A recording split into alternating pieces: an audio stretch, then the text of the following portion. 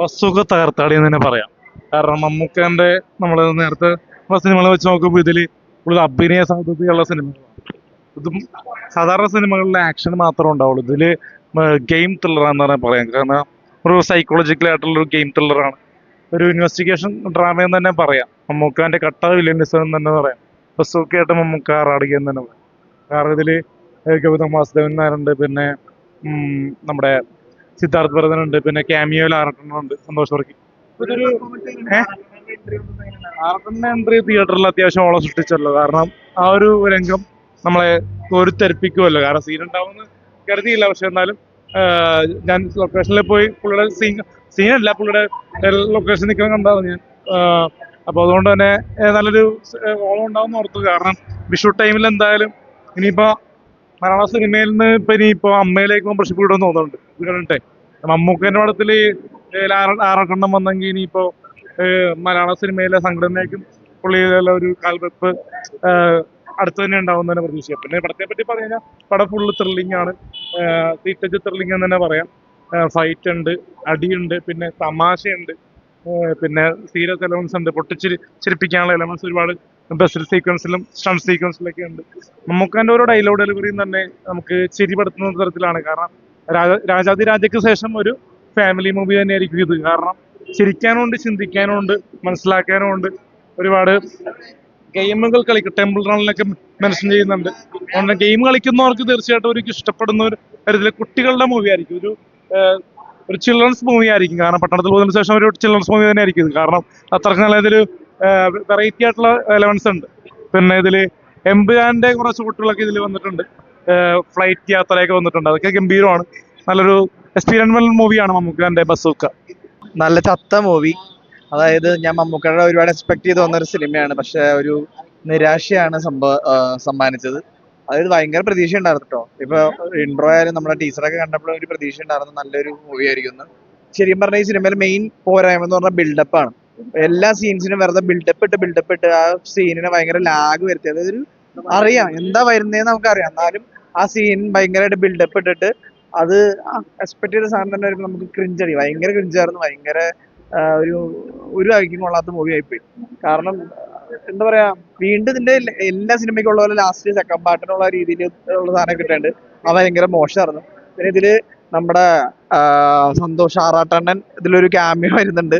അതെല്ലാം നമ്മുടെ തിയേറ്ററിൽ ഭയങ്കര ചിരിയായിരുന്നു ആ ഒരു സീനിന്. ഞങ്ങൾക്കും ചിരി വന്നു, കാരണം അങ്ങനെയായിരുന്നു ആളുടെ ഒരു സാധനം എടുത്തു വെച്ചേക്കുന്നത്. പിന്നെ മൊത്തത്തിൽ നോക്കുകയാണെങ്കിൽ പടം ഭയങ്കര ബോറായിരുന്നു. മമ്മൂക്ക എന്താ ഇങ്ങനെയെന്നുള്ള ലാസ്റ്റ് മമ്മൂക്കയുടെ പെർഫോമൻസ് എന്തെങ്കിലും ഉണ്ടാവും വിചാരിച്ചു, പക്ഷെ ഒന്നും ഉണ്ടായില്ല. ഫുള്ളി നിരാശയായിരുന്നു പടം. ഭയങ്കരമായിട്ട് എക്സ്പെക്ട് ചെയ്തത് കൊണ്ടാണോന്നല്ല, പടം നിങ്ങൾ കണ്ടു നോക്ക് എന്തായാലും. ഒരു മിനിറ്റ്, പടം അടിപൊളിയായിരുന്നു. ഫസ്റ്റ് ഹാഫ് ഒരു മൂഡ് ഓഫ് ഫീൽ ചെയ്യാൻ കുഴപ്പമില്ല, എന്നാലും പക്ഷെ സെക്കൻഡ് ഹാഫ് സൂപ്പറാണ്. ക്ലൈമാക്സ് ഒക്കെ സീനാണ്. പ്രത്യേകിച്ച് പറയാൻ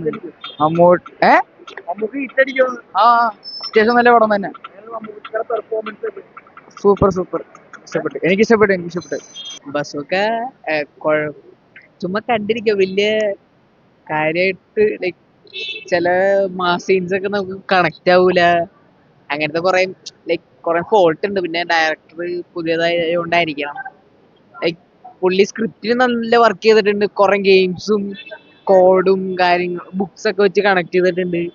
പക്ഷെ അത് ഔട്ട്പുട്ട് നമുക്കൊരു ഇതിട്ടുള്ള. പിന്നെ ഇവിടെയൊക്കെ അറിയാവുന്നോണ്ടാന്ന് തോന്നുന്നത്, ഒരു സ്ഥലത്ത് തന്നെ വട്ടം കറങ്ങണ പോലെ തോന്നി. ബാംഗ്ലൂർ എന്ന് പറഞ്ഞിട്ട് ഇവിടെ തന്നെ അത് അത് നമുക്ക് പറഞ്ഞിട്ടായിരിക്കും. ഇപ്പൊ ഈ സ്ഥലങ്ങൾ അറിയാൻ പാടാത്ത ആൾക്കാർക്കാണെങ്കിൽ കണക്ട് ആവും. എനിക്കാണെങ്കിൽ ഇവിടുന്ന് ഒരു സ്ഥലത്ത് തന്നെ കറങ്ങിക്കൊണ്ടിരിക്കണ പോലെ തോന്നി.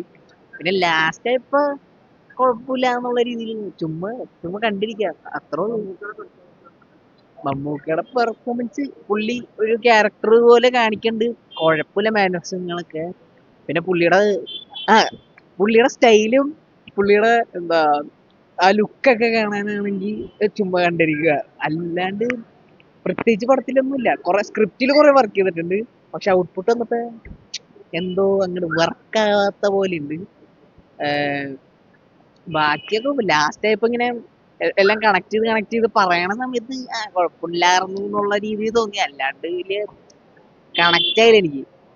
കുഴപ്പമില്ലായിരുന്നു. മമ്മൂക്കായാലും പിന്നെ മെയിൻ ക്യാരക്ടർ ആയിട്ടായാലും പേരുണ്ടായിരുന്നു. ആ പോലീസുകാരുടെ പേരുണ്ടായിരുന്നു.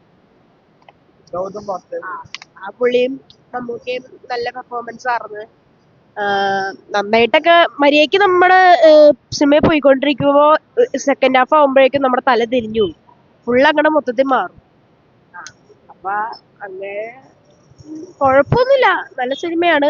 BGM ആയാലും മ്യൂസിക് ആയാലും അതൊക്കെ എനിക്ക് ഇഷ്ടപ്പെട്ട്. ഒരു ഗെയിമായിട്ട് ബന്ധപ്പെട്ട ഒരു സിനിമയൊക്കെയാണ്.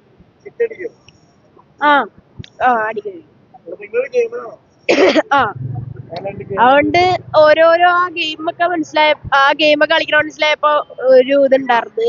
ഇതൊക്കെ നമ്മളും കളിച്ചിട്ടുള്ള ഗെയിമാണെന്നൊക്കെ ഉള്ളത്. പബ്ജിയുടെ ആയാലും ഫോർസ ഹൊറൈസൺ പിന്നെ ഇതൊക്കെയാ അങ്ങനെ അങ്ങനെ ഒരുപാട് ഗെയിംസ് ഒക്കെ ഉണ്ട്.